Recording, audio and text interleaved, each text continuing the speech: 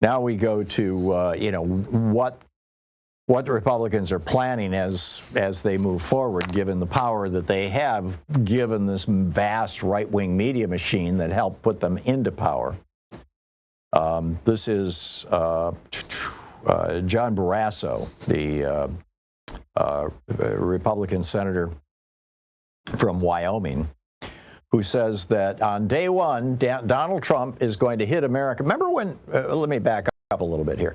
Remember when George W. Bush opened his attack on Iraq after he lied us into supporting a war against a country that had absolutely nothing to do with 9/11 and did not have weapons of mass destruction. He just wanted their oil and got it, by the way, and sold it off to a bunch of other oil companies and saved Halliburton, Dick Cheney's company, from bankruptcy. But in any case, remember when he started just bombing the crap out of Baghdad first thing, and he called it his shock and awe campaign, where shock and awe is English for an old German strategy during World War II. But in any case, here's John Barrasso, and he says, when President Trump takes office next Monday, there's going to be a shock and awe with executive orders, a blizzard of executive orders on the economy as well as the border. And apparently he's going to close the U.S.-Mexican border. He's going to begin mass deportations. He's going to reverse Biden's clean energy policies. He's going to reverse our civil rights protections for the queer community. He's going to reverse whatever he can, civil rights protections for women and for racial minorities and religious minorities. And he intends to overwhelm the public and government and the media with all of these. So, the media is going to be stuck. Oh, here's 100 executive orders. We can talk about 3 of them. Which 3 shall we pick? And so an awful lot of horrible stuff that Donald Trump is going to do on day one, particularly the stuff that requires a little bit of explanation, isn't even going to get discussed. But, he's going to use recess appointments to get people into office immediately, into his cabinet immediately, so that, he can hit the ground running.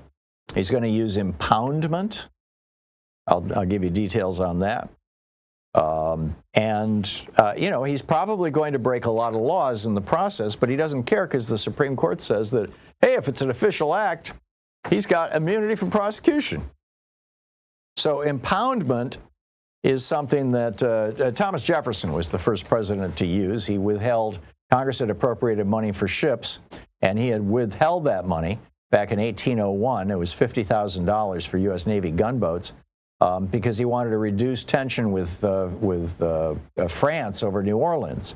The Louisiana Purchase made it a moot point, so Jefferson actually won that one. But then Nixon tried it. And Nixon was impounding funds that were for good social programs. He got sued before the Supreme Court, and the Supreme Court said, you can't do that.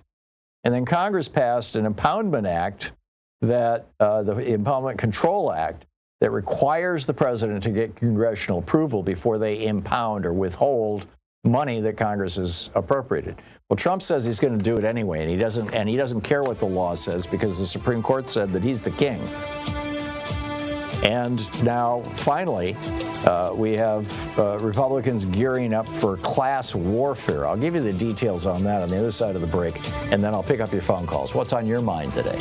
And just a reminder, the second hour of our program, Congressman Ro Khanna, Vice Chair of the Congressional Progressive Caucus, will be with us for the whole hour, taking your calls in a national progressive town hall meeting.